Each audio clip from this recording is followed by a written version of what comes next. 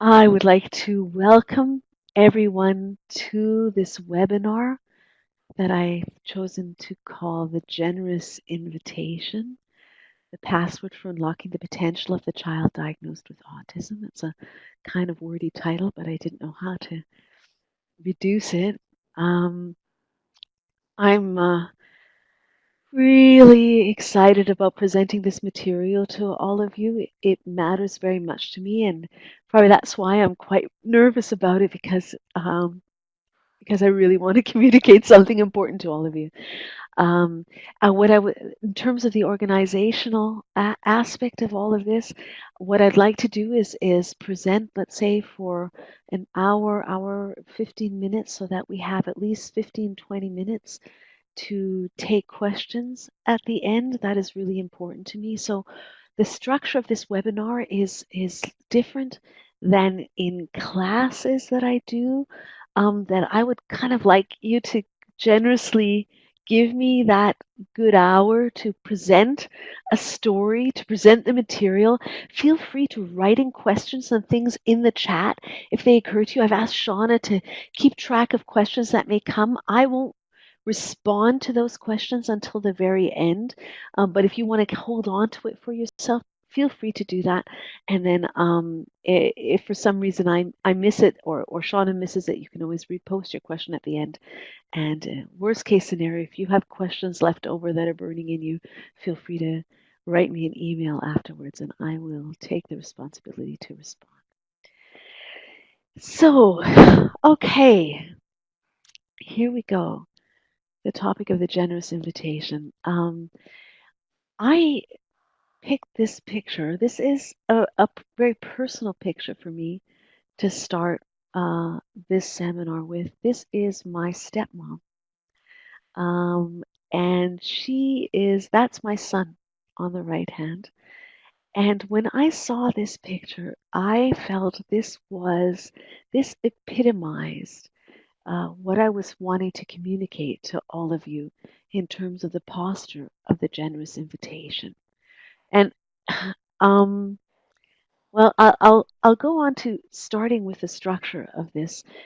The question is, on the one hand, how do I define this? What I'm trying to present to you, this generous invitation.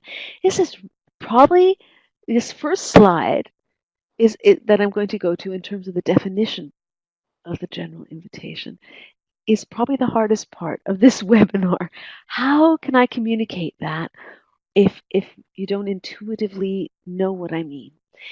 I suspect most of you do intuitively know what I mean by the generous invitation. Um, let's take a look here at how Gordon Neufeld defined the generous invitation.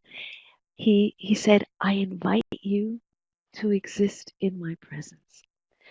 Um, I think all of you know that my son is also has been diagnosed with Asperger's, and this stepmom of mine, my mom died several years ago. My father remarried, and this woman who came into our lives was getting to know my son at this period of time. And when I look at her face, and I ask you all now really to look at her face and try to define what it is you see there. I see things like a softness. I see an invitation. I see a, a, a reaching out to my son, who is quite eccentric, for those of you who may happen to know him. Um, I see a respectful reaching out, not imposing herself. What am I hearing is I'm seeing in the chat. I'm seeing warmth, acceptance, an open heart. You know what I see, or what I'd like to communicate to you in this also this invitation that I think is so important for our children, for all children, but in particular our children on the spectrum, is what I call it's sort of like opening the space. It's sort of like a opening of the space that says, I'm holding this space open and I'd like you to fill it. And I want you to fill it with you. Uh, It's the grand yes, come, welcome. I want you to be here.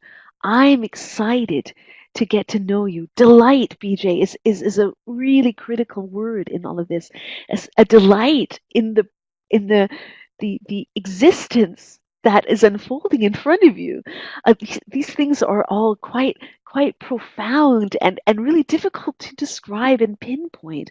Rogers, for example, called it unconditional positive regard. Um, let's say Gordon Neufeld also refers to it as the concept of grace. He defines that as unmerited favor, and I think that's absolutely crucial. This invitation has nothing to do with performance. It's not because you're like a good person and you did a good job and boy am I ever impressed with you, boy are you ever special in terms of your achievements, but it has something to do with that fundamental level of saying welcome. I'm just, no matter, I embrace all of you, all of that you are, and all that you bring with you. I want to know it. I I want to have it. You know, this kind of opening up for the child to fill with their existence. I hope that it's hard to you have to kind of feel it in you to know what is meant. But perhaps Rogers and Gordon describe it in on a linguistic level best as unconditional positive regard and as unmerited favor. It's not something you've done by the sheer by your sheer being in the world. Now, this is this is what I'm talking about as this general invitation. And the question is, why is this so important? Why am I presenting a webinar on this? And what does this have to do with hypersensitivity and or these children that we call on the autistic spectrum? So I'd like to go on here. Why is this important? I do not today want to spend time unpacking the theory that Gordon Neufeld has presented in the hypersensitivity course on what is autism or what is the foundation, the essence of autism or what leads to an autism diagnosis. I will summarize it here. For those of you that are interested, please explore the hypersensitivity course or other webinars that I've done in September and March. I'd like to just summarize it here and see if there's enough here. I'll fill it a little bit, but I don't want to take too much time here because I want to go to the deeper level about the general invitation. So why is this invitation important? It is important for children who have brains that are later diagnosed as autistic type of brains. We call them hypersensitive brains. We are dealing with brains that, and I'm reading here, due to primary neurological sensory gating problems. This is the primary, say they have a problem with filtering. Too much information is going into the brain. And in order to deal with this, they have activated attachment defenses to manage a state of sensory overload and unbearable separation in the brain. So much of what we see on the outside in the autistic child has to do with these secondary defenses. They are defenses that are activated because the brain has laxed its own usual defenses of keeping sensory input out. And so because there's a flooding of information in the brain, defenses are activated that are usually attachment defenses in order to manage an otherwise intolerable and dysfunctional, profoundly dysfunctional state. The consequence of this is then, because they're attachment defenses, they're meant to defend from intolerable separation, that themselves have consequences because they lead to further separation. So we are dealing with a brain that is overloaded, that is having to use unusual defenses to protect itself. These defenses lead to defending against attachments for various reasons. And so this is what it is that we are seeing. We are seeing most of what we see in the autistic or hypersensitive child is are these secondary defenses. And our goal, for those of you who have taken the hypersensitivity course, the goal is to reduce these defenses as much as possible so that we can nevertheless establish the attachments that are necessary to facilitate, to give the foundation for the development of their potential. So if we can lower these defenses, what we do is we bring malleability, we bring plasticity back into the brain. We make the brain less needing to defend. And this softness in the brain, this organic, more gooiness, so to speak, in the brain, will allow the brain to flourish, will allow development to take place. This generous invitation, it does exactly that. It tries to make the invitation to our hypersensitive children as big and making as much room for them as possible because they're jumpy. They want to jump out of attachment. So we need to open the space as much as we can to invite them in. We need to invite them in our presence as parents. And I would like to argue also, we need to invite them in our presence in our society as well. But that's another level. We're here more on the parental level. So what does this invitation look like? I tried to find some pictures of some of the kids that I worked with, some of my classic autistic little ones that I worked with. I also have a picture of my uncle down there with his great grandchild. I think I just wanted to show these faces. You already saw another version of this face in my stepmom. That's a much more gentle reaching out. I'm doing it much more dramatically of opening the space and welcoming the child in. This is something that sits very deep within us. This is an intuitive level. For those of you who can just imagine the dance of attachment with a newborn baby. Look at these faces. You see the face of my uncle. You see my own face. There's that opening up. It's that expectant opening up and say, hey, and asking the child to fill the space with who they are.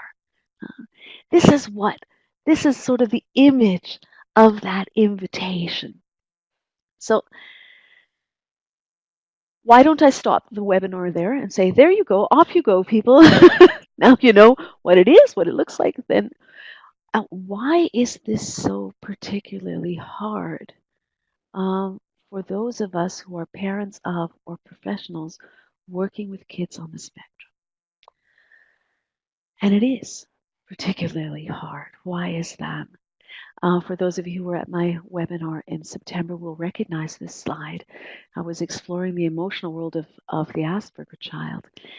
What we see as a consequence of the lack of filters in the brain, or as a consequence of the attachment defenses that have been activated to help deal with this situation, we're seeing children, if you look at the right-hand corner, who are dealing with profound frustration resulting from their brains not managing things and things are not working neurologically for them, as well as profound attachment frustration because they're not able to make it work through whatever ways that you need to explore. Also in the hypersensitivity course, the attachments are not happening.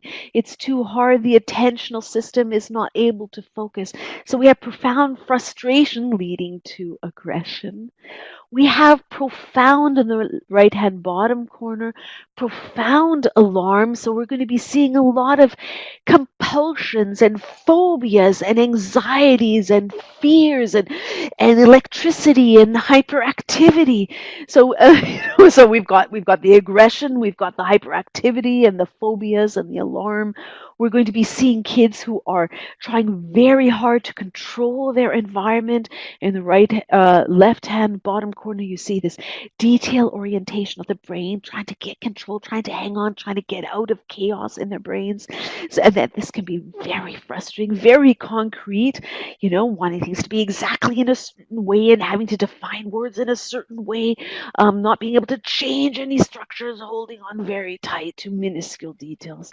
Or in the upper left-hand corner, what you're seeing with children who are not able to go into attachment, who are, as a result, taking the lead, who are not able to depend, so they're determining who's boss, they're in control. So you have strong alpha impulses, as well as lots of obsessions that are sort of substitutes attachments because they can't hold on to people very easily. So they're grabbing onto topics, or they're grabbing onto objects, or all kinds of things. So this is a very intense experience, not only for the child, but for us as parents in daily life, and also for the professionals working with these kids. Um, it's no surprise that it's very hard to open your heart. It's very hard, if we can go back to here, to have this relaxed invitation in the face of this in daily life, eh? And also we get so exhausted from all this intensity, from all this drama going on all the time. Um, or good, with some kids, we have another phenomenon where they get so flattened out that you just have that feeling of they're absent, you can't reach them. In some ways, that's less stressful than these very flowery kids that are very dramatic. On the other hand, they're even less reachable. And this is exactly the phenomenon. This makes it so, so hard to open our hearts and to have the generosity to embrace this and to contain it. So the question and the topic here that I wanted to explore is, you know, are we not asking of ourselves something really godly? I thought of this picture of this on the Sistine Chapel from Michelangelo. How do we get there to this godly invitation in the face of all of this? How do we get? And you can't help but not see a Michelangelo kind of phenomenon taking place. How do we get?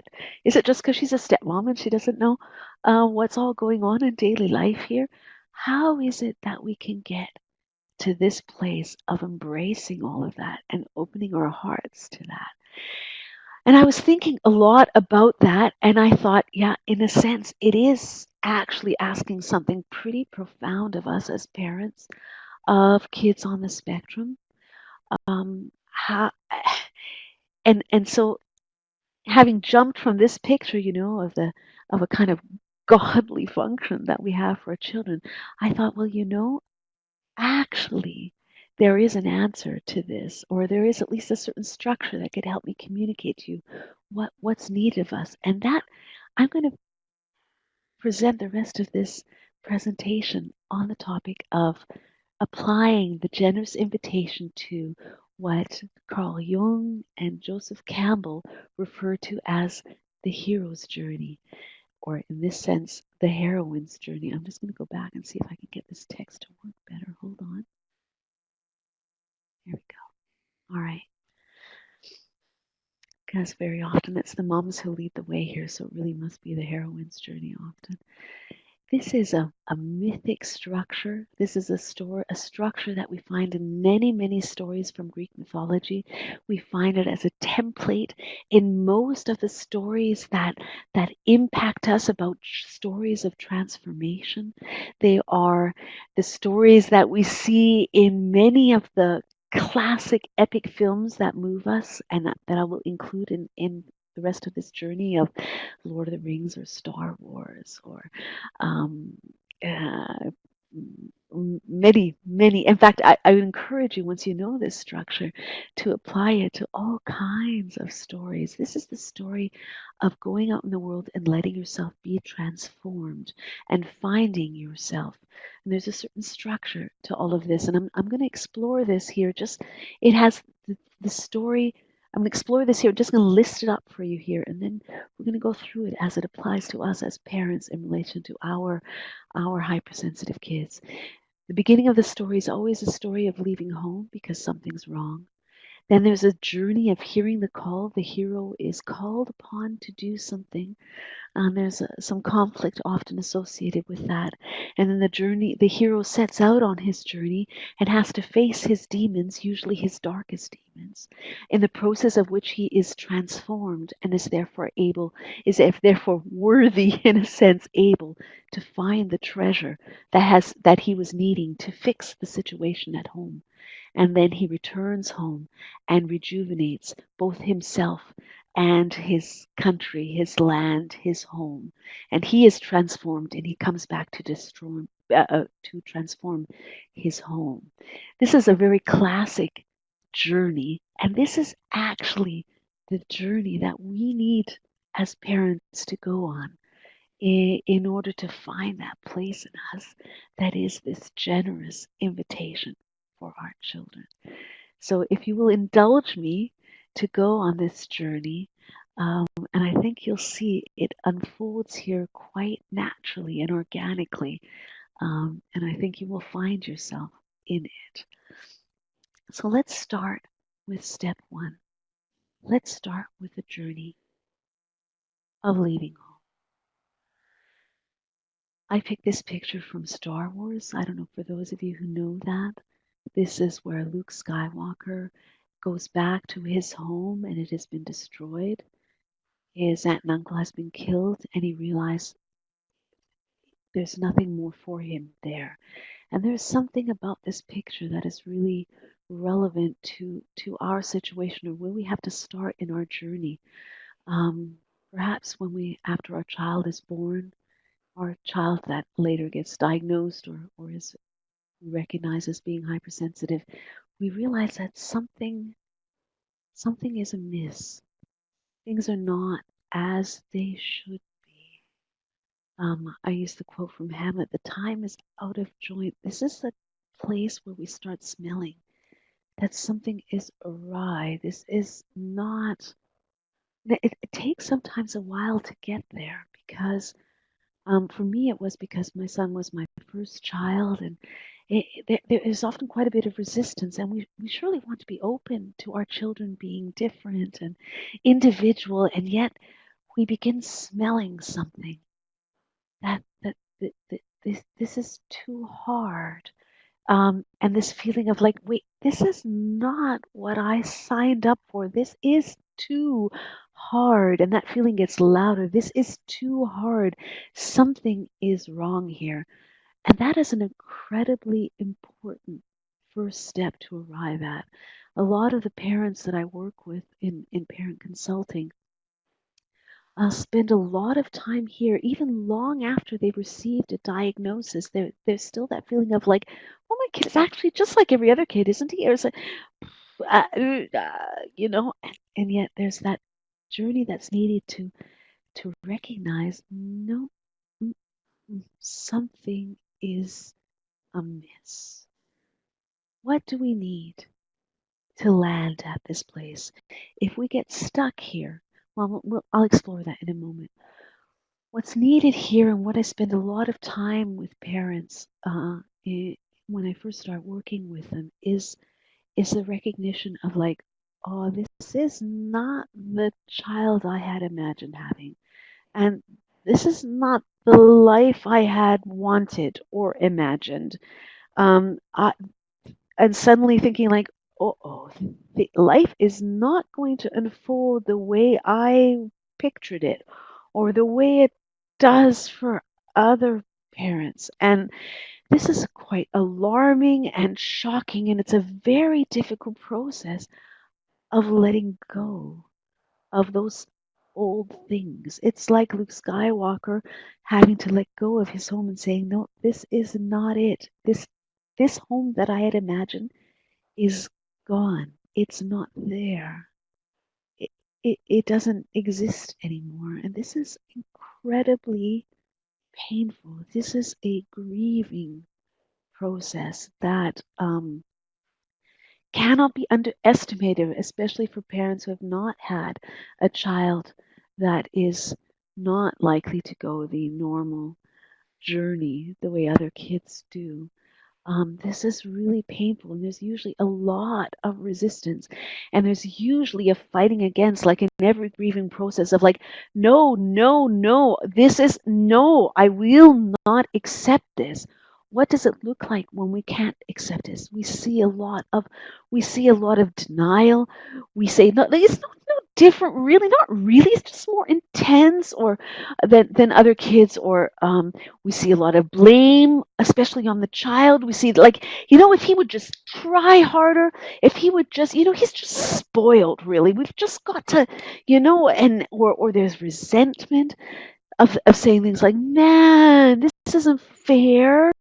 Why are you doing this to me? Often to the child, a lot of anger, or kind of a place of like, oh man, why me? This isn't fair. Now, why me is perhaps a close part of starting to begin to accept of feeling sadness, but sometimes people get stuck in the why me in the sense of it's not fair, therefore it isn't so, and very high percentages of parents with kids on the spectrum suffer from depression because it is really, really hard to come to that initial place of of accepting that something is amiss.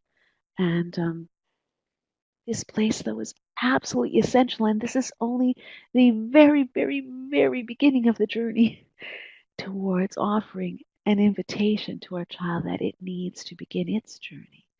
And so we need to go through this process of grieving, and it involves, this is a slide from Gordon, it involves endings before beginnings. We have to say goodbye to our vision of how we thought things were going to be. Lightly said, not easily, not easily done. So that is sort of the first, very first, of just accepting that something is amiss, that the time is out of joint. There is the grieving of letting go of what one had hoped it would be. And then there's the next stage of the journey. And that is the stage, once one has accepted, okay, something is amiss here. And the question is, what are we going to do about it? What are we going to do about it?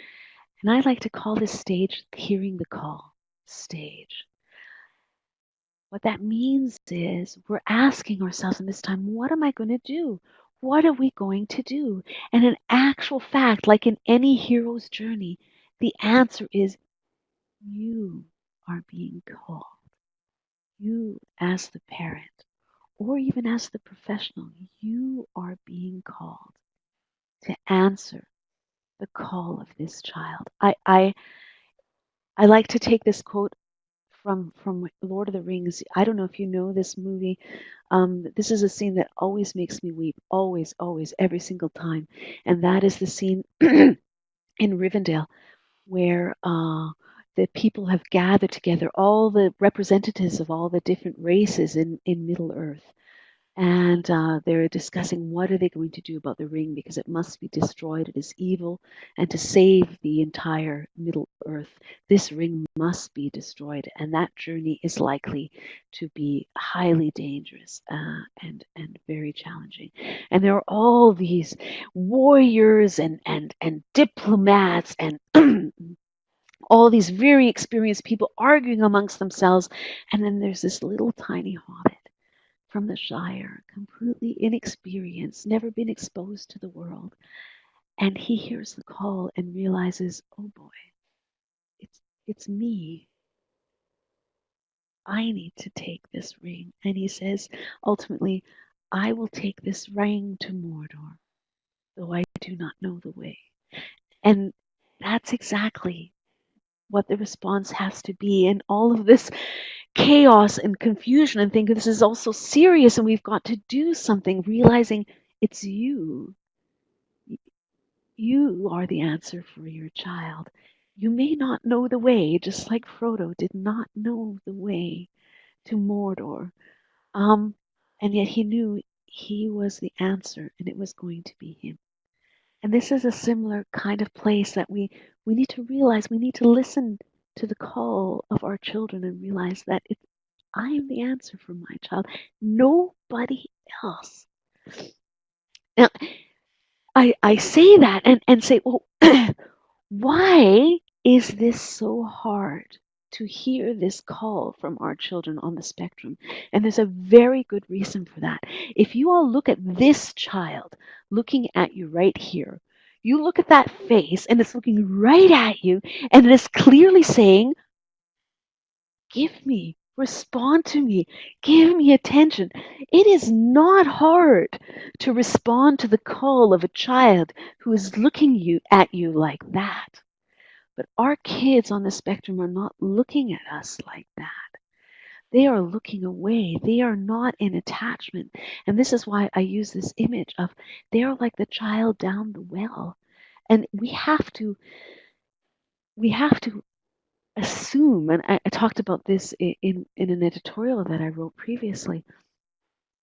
Our children are down a well. We know they're down there. We know they need us, and we have to assume they are calling, even though they are not looking like this. When we have a face like this in front of us, our instincts are activated. Evolution has provided, in the most cases, for this situation. In the most cases, when a baby looks at you like that, you will feel the call to respond. But when the child is down the well and their faces are elsewhere, and we have to just let ourselves know. We have to assume that child is down there, even though we can't see it. We can hear it. We can hear it far away, and we know that child is our child and needs us. So, this is the imagery I'm trying to evoke to you. And no, it doesn't feel like that, but we must assume the child is down that well, and we must respond to the call that it is us that needs to respond.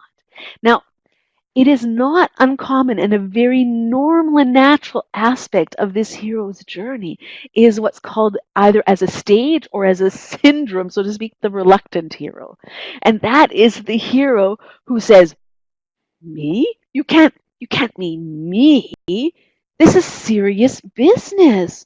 In here, this is from The Hobbit, and he's looking around at all these experienced dwarves, or even Frodo in Rivendell. He's looking around all these experienced warriors and politicians, but in particular here in Bilbo Baggins here in Lord of the Rings, he's thinking like, I'm supposed to be the thief in this group here. I'm supposed to steal the treasure from the dragon.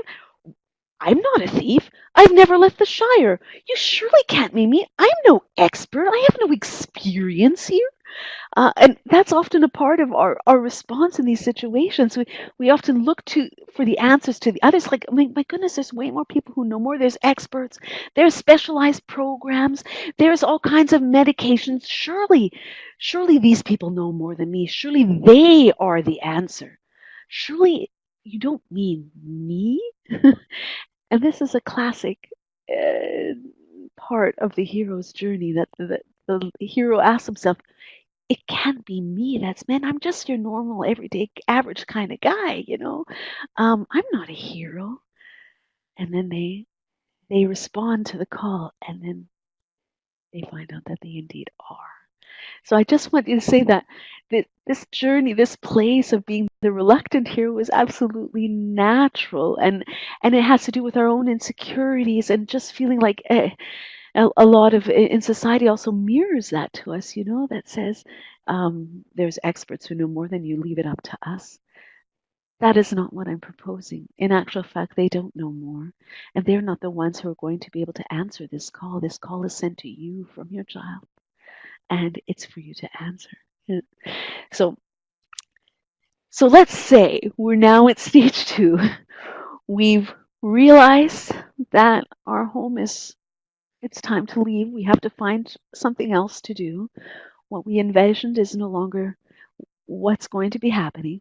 And we are hearing the call. We've registered the call. We are responding to the call, even if we've gone through our stage of reluctance and thinking it surely can't be me, until you realize, yes, it is you that's being called upon.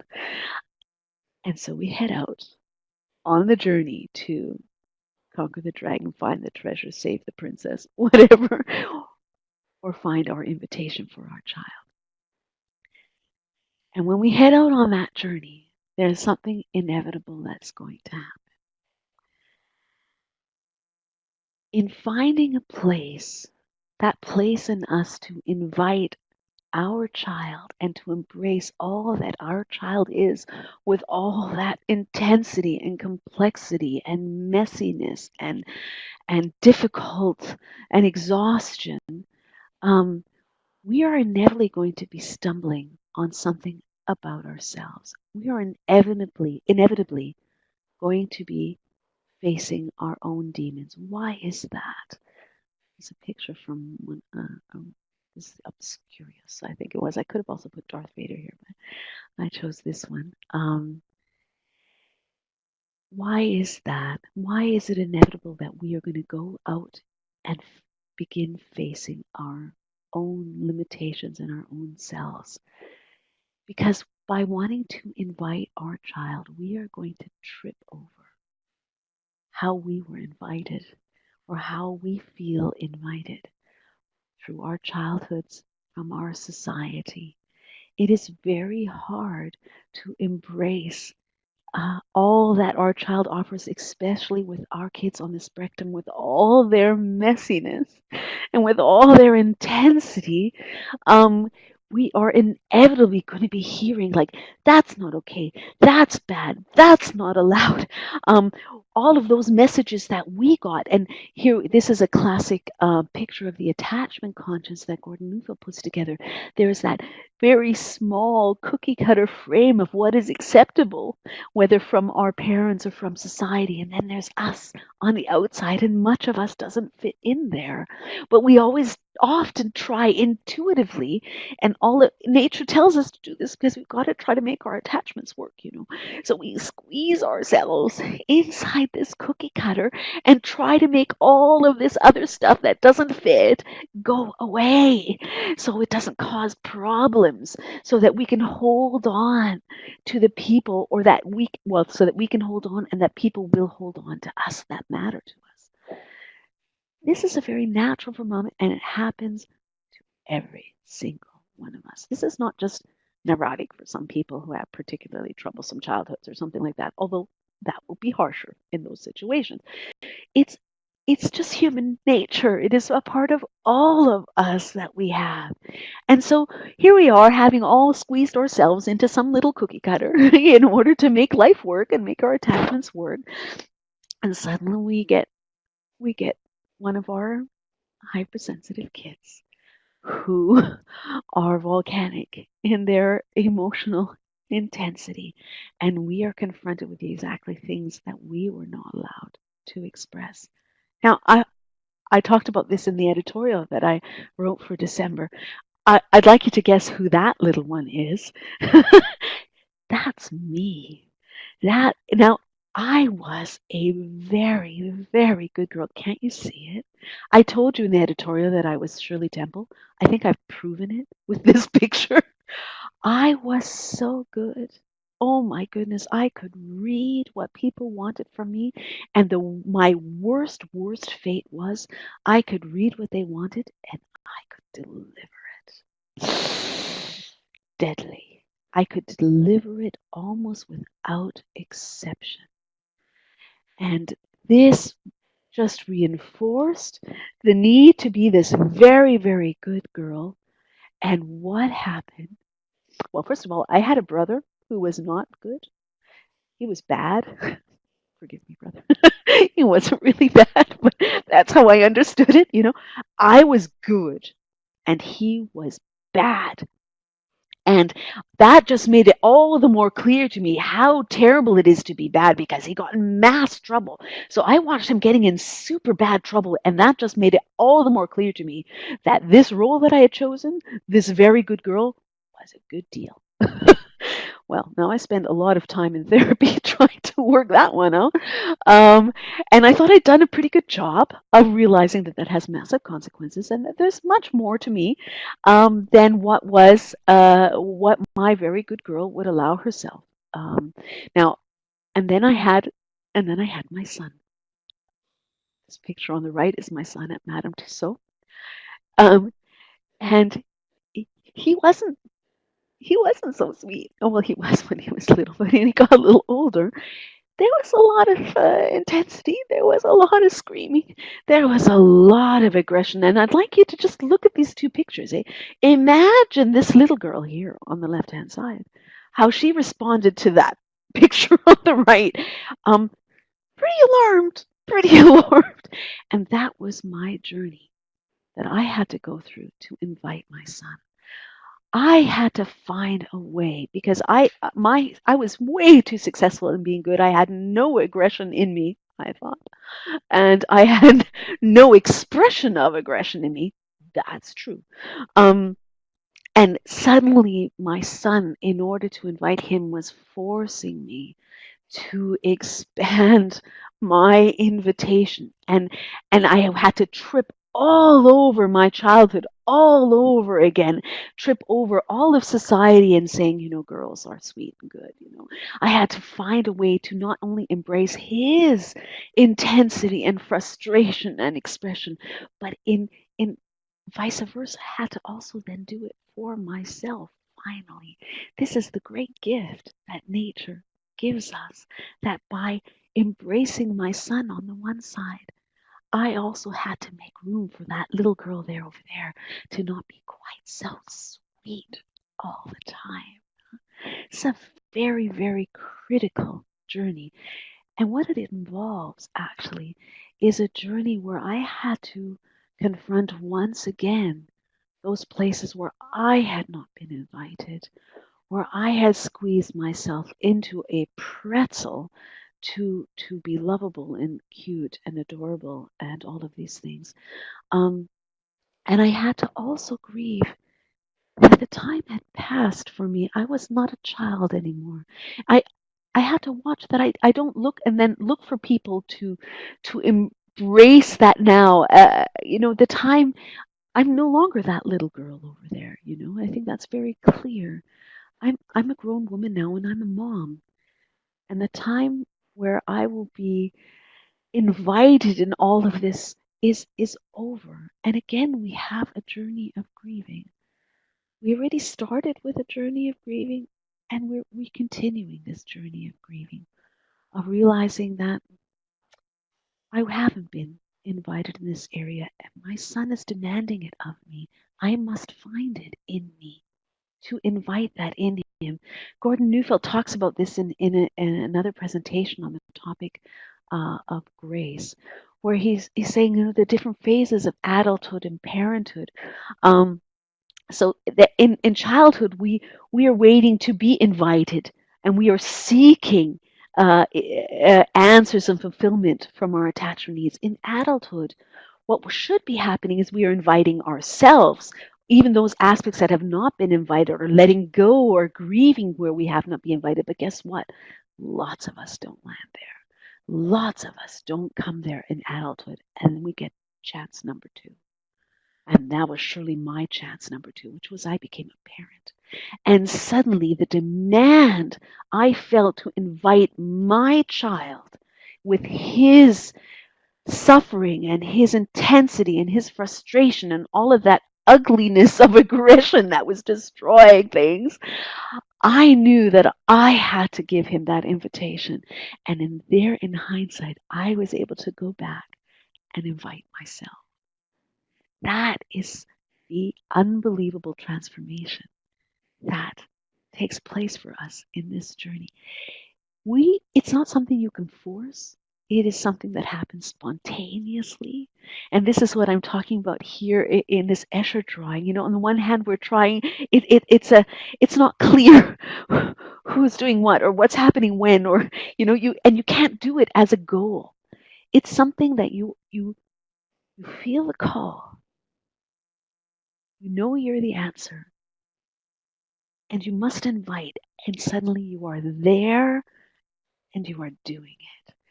And this grieving process happens, and this is what I want to communicate.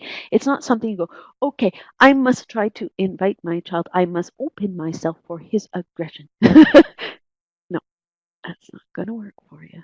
That's not going to work for you. It's something that overcomes us when we are able to just follow the call and respond to our child and open our hearts to our child in spite of everything, and suddenly we are being transformed. And this is the beautiful irony of nature, that suddenly by being the parent that my child needs of me, I grow up and am able to heal the wounds that I have experienced from my past.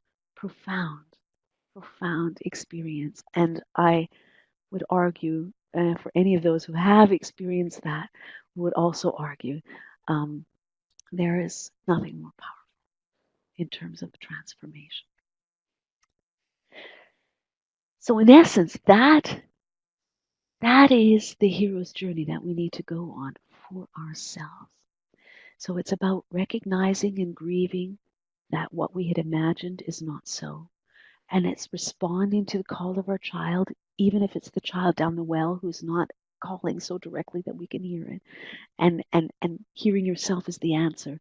And then it's that journey of facing your own demons, going out there and facing your Darth Vader, which was that was clearly my Darth Vader in my journey with my son, to realize that I've got to confront this in order to be able to embrace my child and the transformation that happens. However, the journey isn't over here, especially not for our hypersensitive kids. So we have been transformed and we're ready to give. How do we make it hearable for our kids? Because you know what? They're not listening. They're not looking at us. They are defended against hearing our invitation. So great, we're there. Now we have to make it hearable for our kids. So this is the next stage of our journey of presenting. We have to deliver the treasure. We have to open the door for the child now. Our heart has been opened. How do we open the heart of the child? How do we communicate that invitation? Okay, part 2 of the journey. This is something that Gordon Neufeld talks about in terms of the concept of grace, having finding a way to have the other's heart, make it easy for them to attach, taking a strong alpha, inspire their trust and dependence.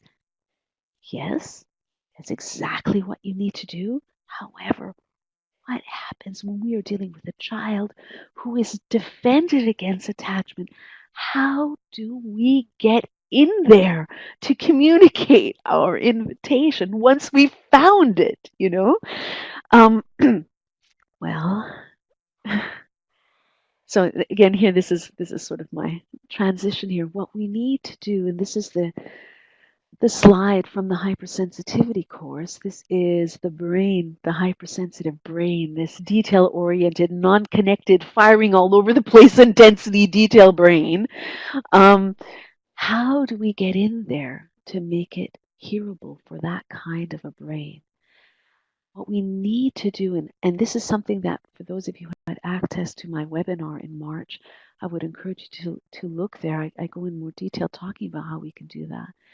But what we need to do, Gordon Neufeld talks extensively about it also in the hypersensitivity course, is find ways to work around this brain. We need to find ways to compensate for the difficulties of this brain. Find ways to not overload this brain. Find ways to get around the defenses that are blocking us. To find ways to access this child at the bottom of the well without overloading the child by screaming at them. We can't do that. That's over. They will shut down if we do that. So I'll give you some little examples here. This is something that needs to be unpacked much more extensively. Who knows, maybe in a future webinar. But one of the essential aspects of communicating the invitation is that first step that Gordon Neufeld talks about with all children, is that step of collecting a child. And the way we do that, and we have those impulses, and you have those impulses in you, it is instinctive. It is the response that you get when you look at that baby's face, and see, how do you respond when you see, let me just see, do I show that picture? No, I won't go back. How do we respond to that face? And inevitably, when you see a baby face like that, you go like this. You do what my uncle's doing right here. You go, hello. Hey, this is the classic kind of face we do. This is the collecting face. This is the dance of attachment that is in all of us. It is universal. All parents have it in them.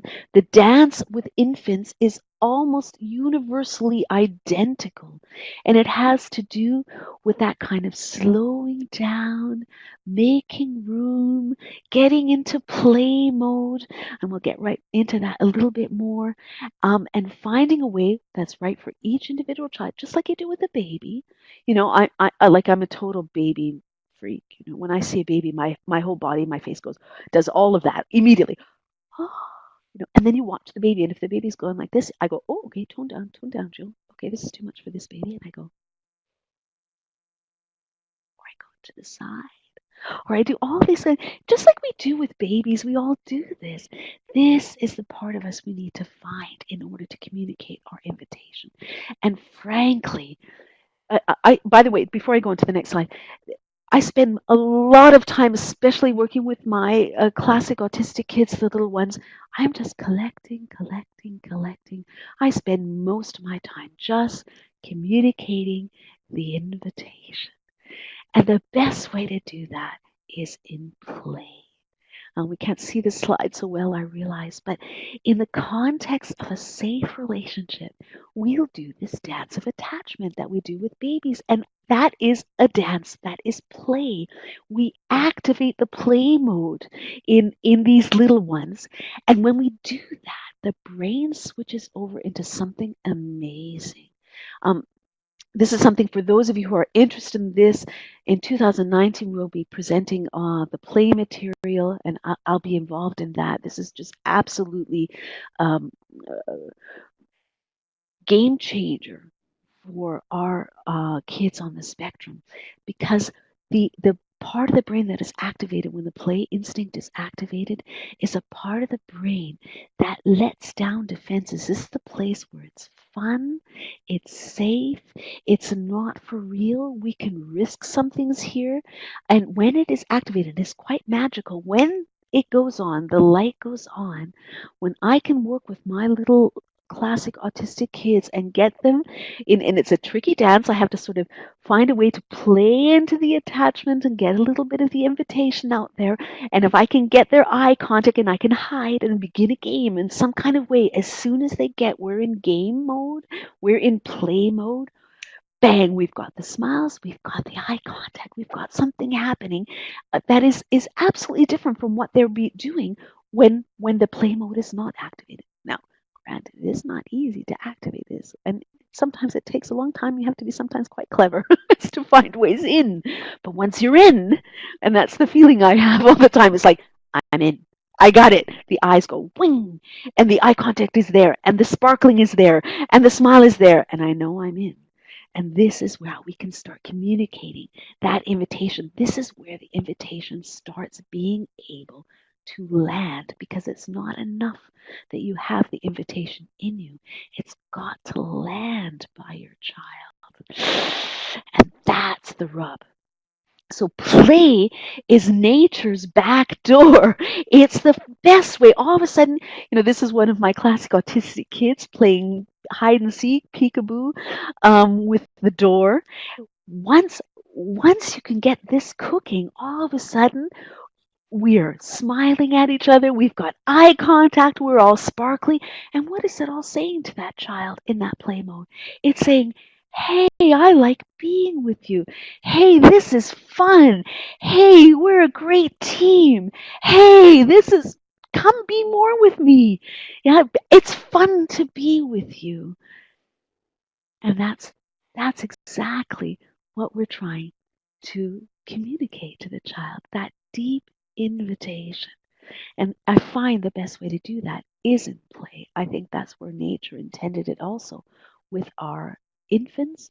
And that's the place we need to find, especially with our hypersensitive kids, where they are quickly overloaded with too much sensory input, or with also too many defenses that say attachments are dangerous business, I cannot afford to risk opening my heart here. This is what I did all over the place in my work with my hypersensitive kids. You see, I with whether it be with the adolescents, I don't know how big your screen is here. In the center picture was working with my Asperger adolescents, um, coming up with stories together, making films together, drawing together, making music together. For my the upper two pictures are my classic autistic kids, the little ones, whether we have lots of sensory play, deep pressure, stroking, tickling, or if contact is too difficult for some that are a little bit farther, you can even start working with puppets, the indirect contact, that's then possible. Any kind of way to compensate for the difficulties the hypersensitive child has, in order to be able to communicate. And if you can see my face in the top two pictures, you see automatically in the play mode, I have this invitation face that's going, hey, yeah, come, be with me, let's play together. That it happens quite naturally, and you'll find when you get into this play mode with your kids that it's going to be happening automatically. And this is the time when it will most land for your child. So we've gone through the journey of accepting that something is amiss, the time is out of joint, realizing, hearing the call and realizing I'm the answer. Then the journey of adventure, facing our demons to land at the place of transformation where we find that invitation in ourselves that is both for our child and for ourselves. And then we try to find a way to communicate that invitation to our child in a way that the child can hear, a way, how does this key that we have fit into the particular door of this particular child? Not an easy journey. So we've opened the door and we have this amazing experience. And we could say, is the journey over now? And it isn't. A very important final stage of the hero's journey is returning home. So you found the treasure, you found your way in, you rescued the princess, and then you go back home. And we go back then to daily life. And there's something that happens with daily life. I think of T.S. Eliot, I measure my life with coffee spoons. There's something that happens over time. The challenges, the intensity. We slip, we get tired, we get exhausted. Dealing with daily life, we quickly lose that space of specialness, that place of grace, that place of unconditional positive regard because I have to get the lunches done, I have to get the kid to school. And he's screaming again, and no, I can't do this now when I've got another child also I have to deal with. And daily life is, it's very hard to stay in that place of invitation all the time.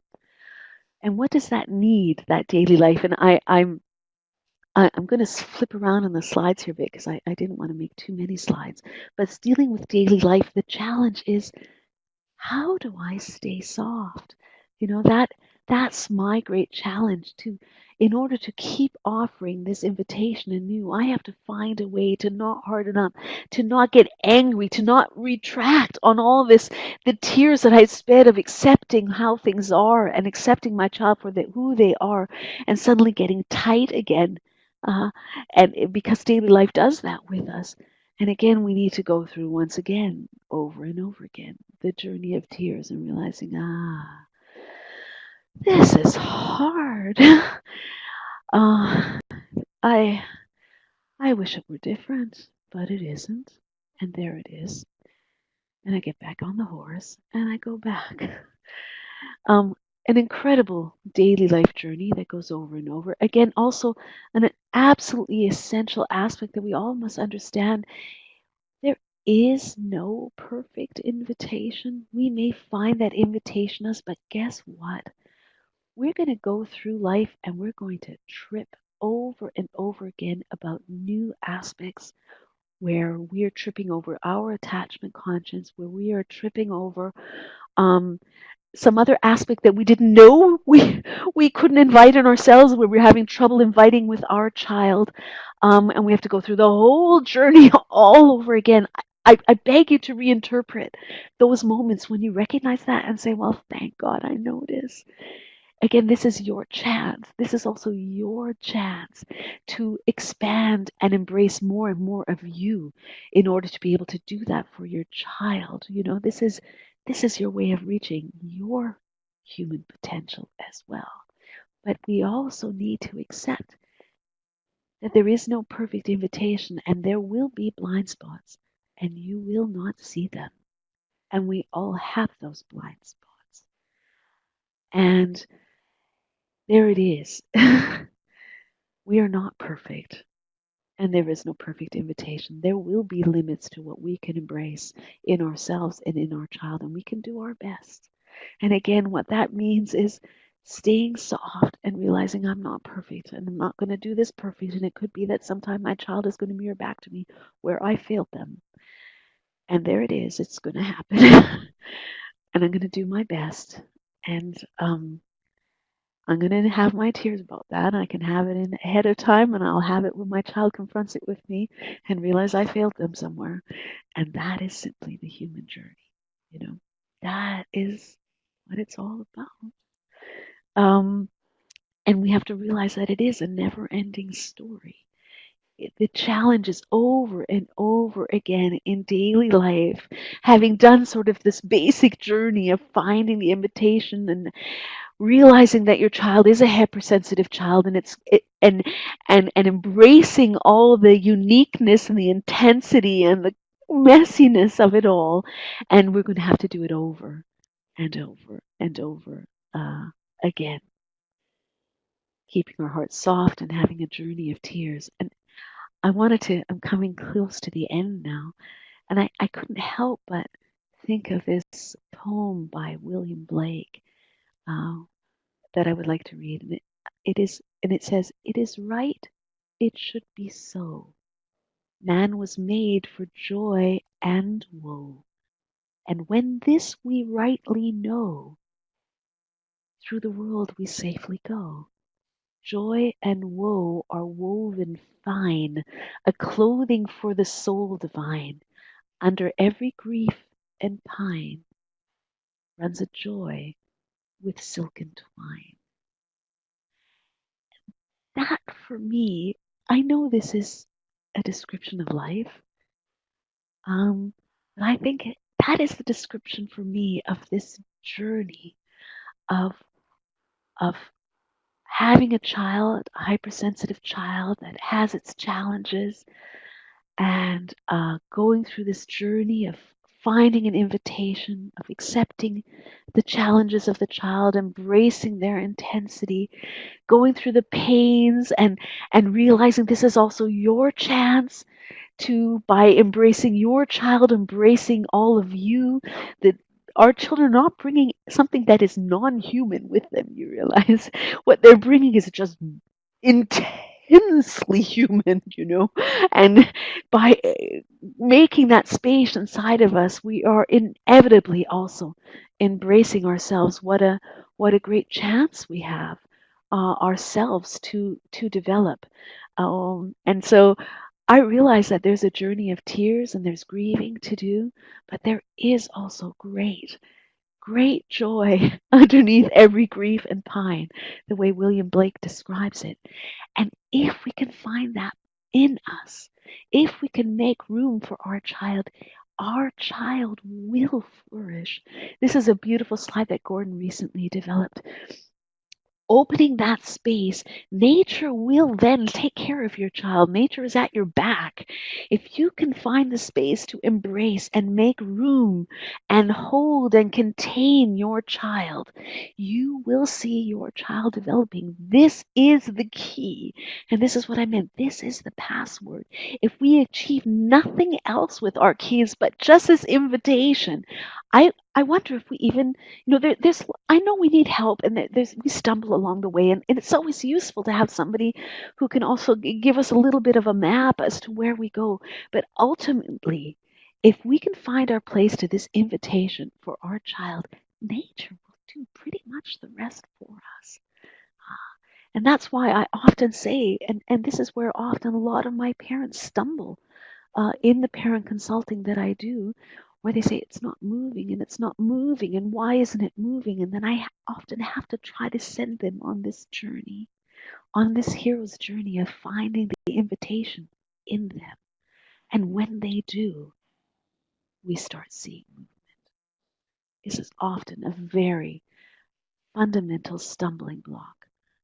And it is also one that we stumble over in various developmental phases of our child. I had to do a whole new journey of the invitation when my son got to be about 11 or 12, the puberty phase, where he got way more alpha and where the aggression really got intense, and also when the aggression, his body was a lot stronger.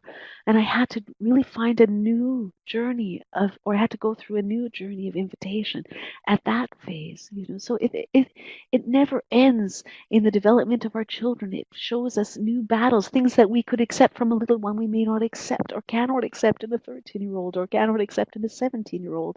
And if we have a child with classic autism, it starts getting really difficult when they start having beards and are all grown up and having these manly bodies, and they're still developmentally 4, 5, 6 years old, and inviting, nevertheless, where they are at developmentally, not what we want them to be, not what their bodies look like, not what somebody else would be expected to be able to do with a body or at that chronological age.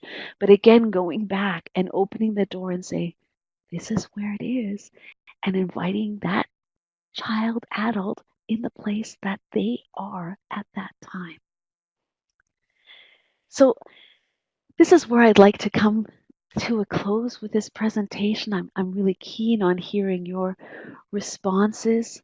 I'd like to leave you again with this final picture. I'd like to keep this slide up so we can look at this wonderful face of my stepmom reaching out to my child.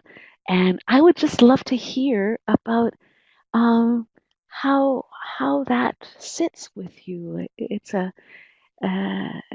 if that moves you, what questions you may have for me. Yeah, so let me just see what starts coming here. I see a floor time response. You better believe it. There's a lot of floor time, but what floor time doesn't do is talk about this as an emotional invitation. This is not, and this is really important, not a technique. This is something you must find in yourself. And this is a journey you must go on to get there. And that is something that floor time does not talk about. Yeah, but there is a lot of floor time. Yeah, there's wisdom in floor time as well, for sure. Yes. Okay. Okay, thank you, Genevieve. So there's a question from Daria. When you say that your parent clients struggle with the invitation, do you find that they have too many expectations that aren't being met and their sight is clouded by the lack instead of accepting who their child is, thus aren't being inviting to their child? Oh, there's lots of, Daria, there's so much complexity in this phenomenon invitation. Sometimes it is their expectations that aren't being met. Sometimes it's worrying about what other people think. Sometimes it has to do with feelings of shame, of they're feeling embarrassed by their child. Sometimes, because they themselves aren't able, they themselves have a shame issue, for example. Um, so I would say the invitation, uh, it, the lack of invitation is very individual depending on the parent involved. But surely what you're describing that they're it's what's called a deficit oriented approach, seeing what their child all isn't instead of what their child is. That's certainly another way of formulating that. Yeah.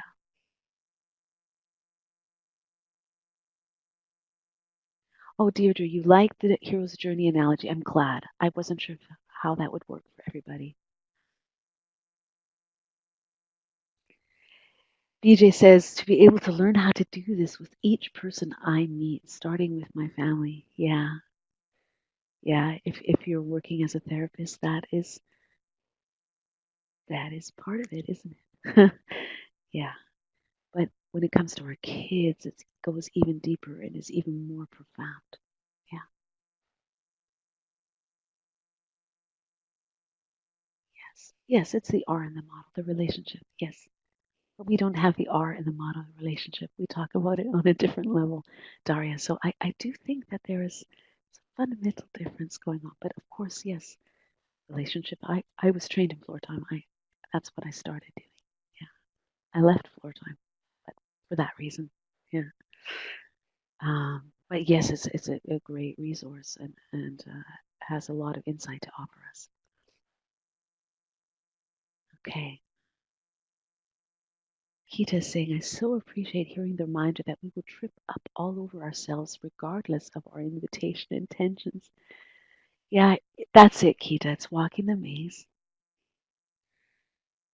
That's hard. That's hard for those of us, especially as a parent. You, especially once you've heard the call and you feel the responsibility and know you are the answer. And then it's so painful. It's so hard to feel the guilt and responsibility when you weren't able to do what you wish for your child, and that will inevitably happen. And we have to find our way through that one. That's a hard one, I find. Yeah, but that's is actually a good sign. It means you're hearing the call, right? So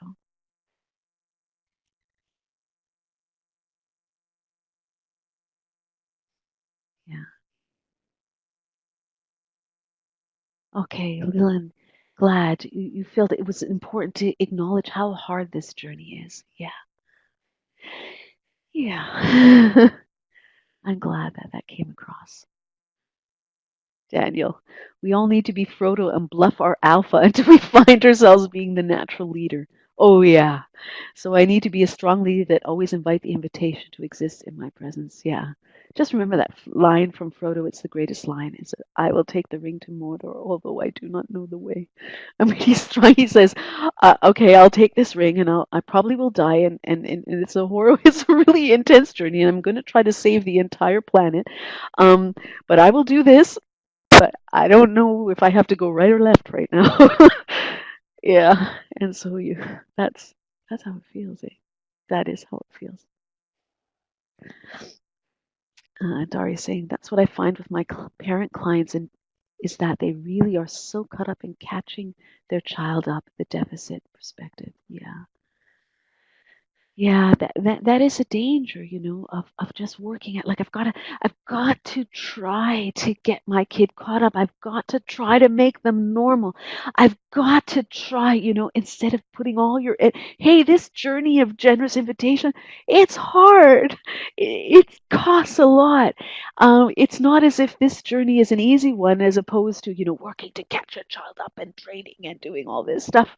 Um, this is equally hard, and for those of you who know floor time, I mean, floor time is no easy thing, but what's so important is less that we're working at training and trying to catch them up and working at it, working at it.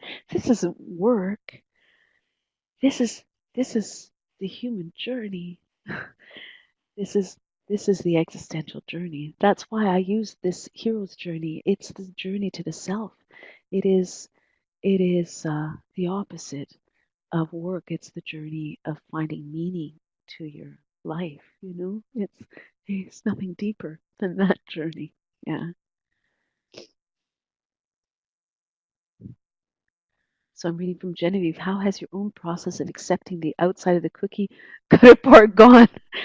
Oh, I have to keep going back there. You can be sure about that. I have to keep going back.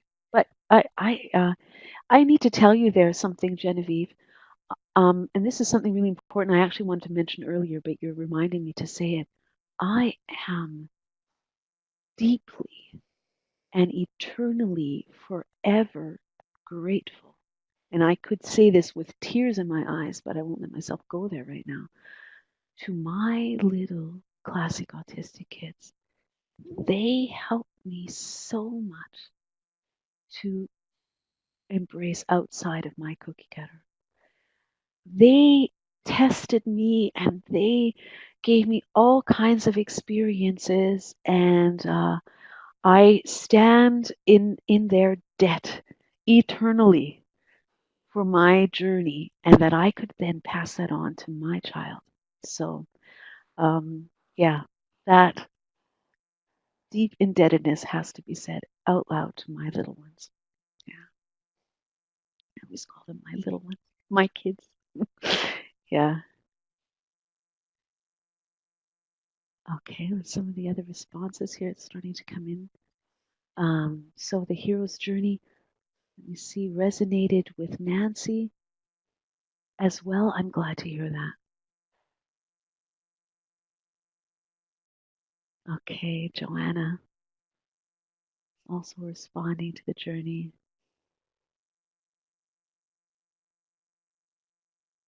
So people saying they like the imagery that worked for them. I'm so glad.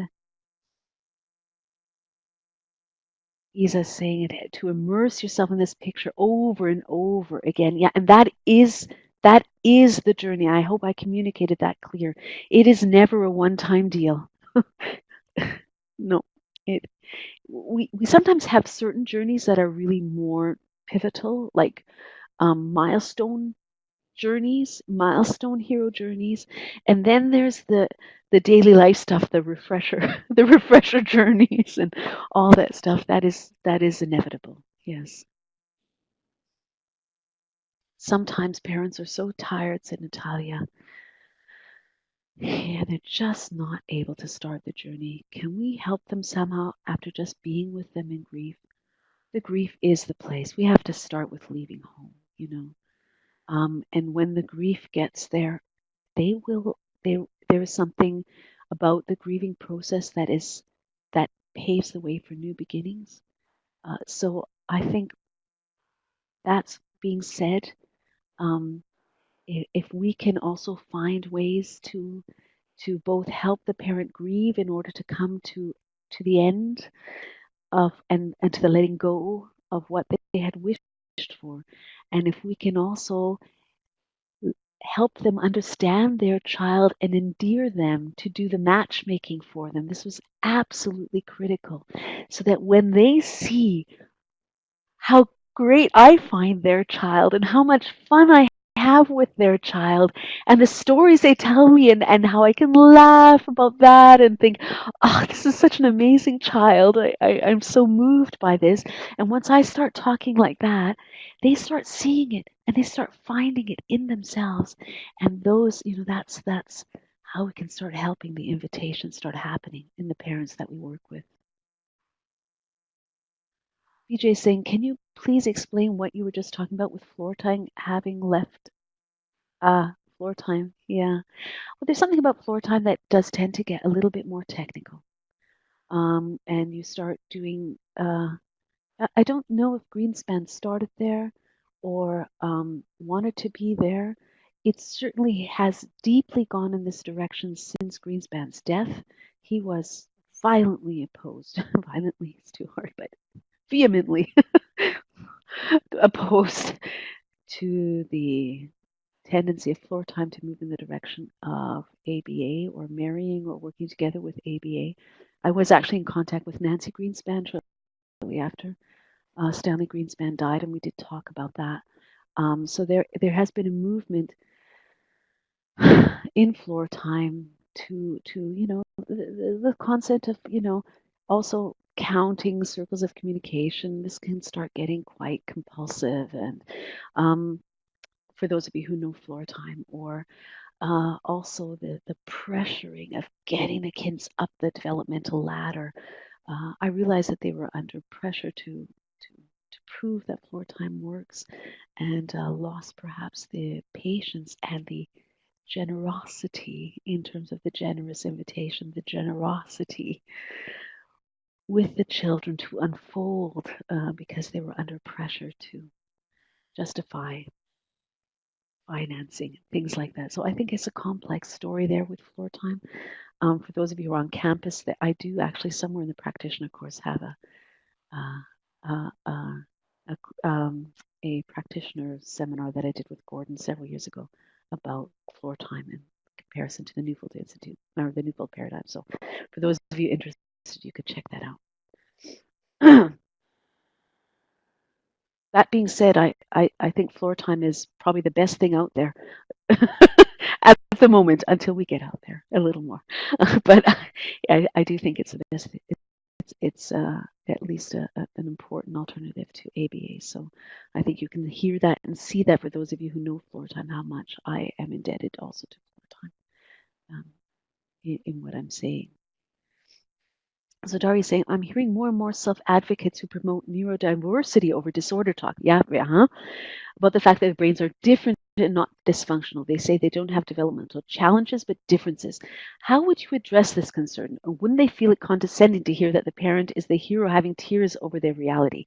While I experience all you discussed today and appreciate all of it, I still struggle with their perspective as well. How do you suggest overcoming that fear of wanting to not insult their different way? Would love to hear your thoughts. Oh, Daria. Oh, you speak right to the core of my heart here on this one. Yes, yes, that's very important. I struggled with this very much. Also, I was actually at the beginning very much fighting for the neurodiversity perspective. I talk neurodiversity language with my son. In fact, I don't talk disorder talk with my son. Um, at the same time, I think we're living in a world where when we think of something being, um, I, I think you can do both. I'd like to argue because I'm looking at the time. So this would be an amazing webinar topic, Daria. Um, but I think it would be something that we need to see. We need to do integrative functioning on this one. I struggle also with saying that that there is a disorder because I don't respond to my kids when I work with them. I embrace their differentness and I love their differentness, and they bring so much to the world and they enrich us.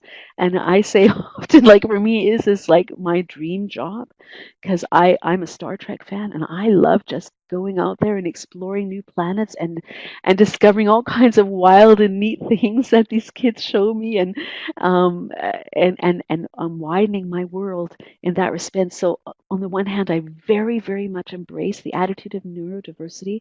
At the same time, I do see that some things there are some problem areas in because of the way their brain works that we need to take seriously and that we need to compensate for. And I think it is important to both embrace the differentness and because in the ideal world, if we could just compensate sufficiently, what we would have is we'd have just, in the right environment, these kids could really function as just being different, in an environment, and they can unfold their potential. Um, at the same time, they cannot function well in the world unless we compensate for it. And that also needs to be seen. And so I find a tension in me in this Daria on this topic, and I will continue. And I find that tension a good one. And I'm not. I can't quite land. I've definitely been spent more time in the neurodiversity direction than I have in the disorder talk. I have nevertheless landed there in the disorder direction because of just looking how the brain works and the problems that result. Um, So I hope that answers your question. And I just absolutely love, uh, I love the question. Okay, I'm just going to look at some of the other questions quickly to see before we do the final slides of promotion what's coming up. Alpha Lilin wants last time about Alpha.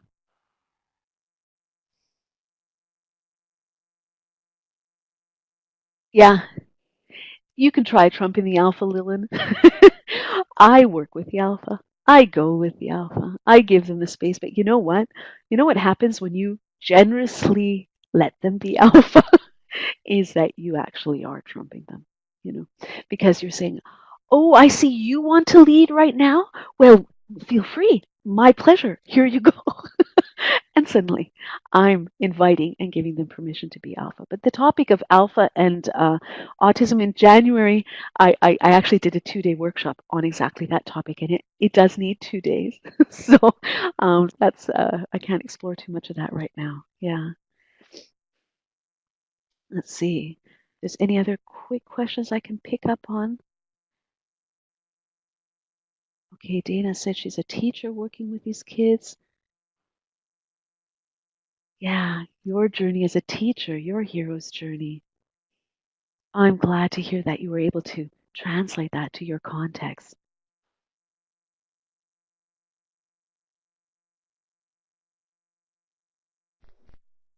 Well, I'm glad, Daria, that you've got some people working with you that do get that on a non-technical level in floor time. Okay, I think now I'd like to pull up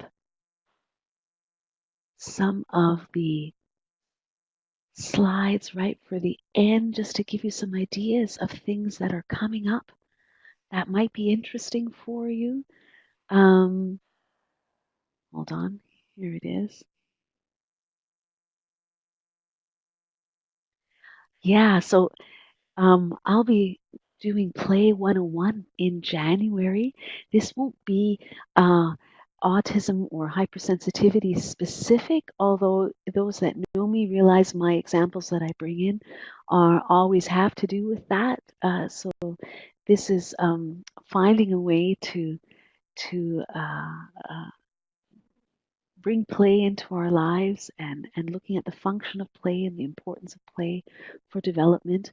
So that's something you can all keep in mind if you're interested in the play topic. And again, for those of you who have access to the campus, you could also check out, if play is interesting for you, the webinar that I presented in March on the topic of play and autism.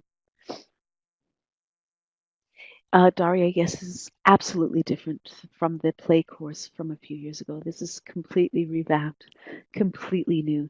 And it's actually a group of 3 courses on play. After Play 101 comes Play and Attachment, and then comes Play and Emotion. So there will be play courses starting in January and going right through till June, of which I will be a part of all of that. Lucky me. I'm so excited. Yeah. Then, of course, in March coming up is the Neufeld conference. I will also be there. I'll be in Vancouver for that, so I'm really excited about that. We'll also be presenting some material, some play material also on the topic of hypersensitivity in play. So if anyone's there and wants to pursue that, they can check me out there as well on that topic. Making Sense of Preschoolers is also coming up starting in March. This is also one Shauna is saying there's more information on our events page for those that are interested. Making Sense of Anxiety with a special focus for helping professionals is also starting in April. So there's plenty of great courses coming up in the spring and winter of 2019. So make sure you check that out. All right, then I wish you all a Merry Christmas and a happy, relaxing